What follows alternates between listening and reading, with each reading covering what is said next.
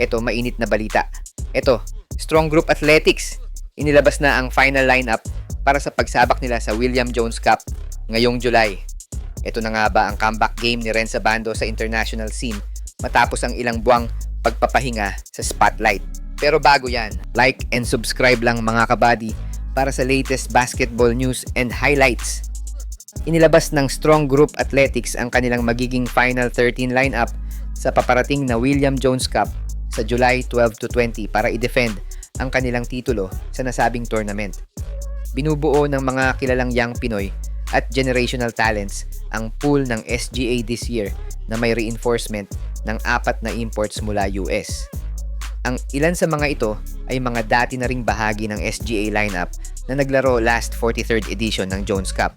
Muling magbabalik si Phenom guard Kiefer Ravena at makakasama niya ulit ang veteran guard na si Jason Brickman para tulungan muli ang SGA na i-defend at makuhang muli ang title sa Jones Cup.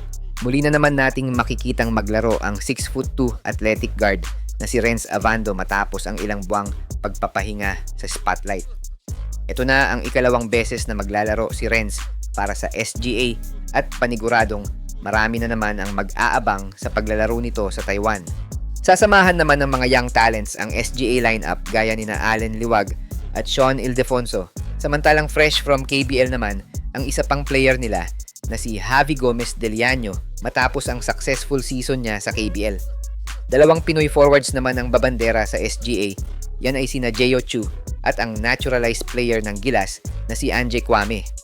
Balik SGA din ang Filipino-American na si Steven Fenner Jr. at makakasama niya ang kapwa mga US imports na sina Andre Robertson, kapatid nitong si Anthony Robertson, Tajuan AG at ang bagong import ng SGA na si Ian Bennett Miller na isang 6'3" athletic guard. Abangan natin ang mga laban ng SGA mula July 12 to 20 at mag-subscribe lang dito sa aking channel para sa latest update ng mga games ng SGA sa 44th season ng William Jones Cup 2025. Samantala, mauunang maglaro ang ating Gilas Women sa paparating na 44th edition ng William Jones Cup bago ang inaabangang bakbakan nila sa FIBA Women's Asia Cup sa parehas na buwan ng July. Ayon sa head coach ng Gilas Women na si Coach Pat Aquino, ay magsisilbi ng warm-up game para sa kanila ang dadaluhan nilang tournament sa Taiwan para sa paghahanda nila sa FIBA Asia Cup. Bagamat may mga drawbacks silang nakikita lalo na sa current lineup nito dahil nga 4 sa Gilas Women mainstay, ang hindi pa sigurado kung makakapaglaro sa Jones Cup at FIBA Women's Asia Cup sa kadahilan ng may mga commitment pa ang 4 na players sa Philippine Army at Philippine Navy.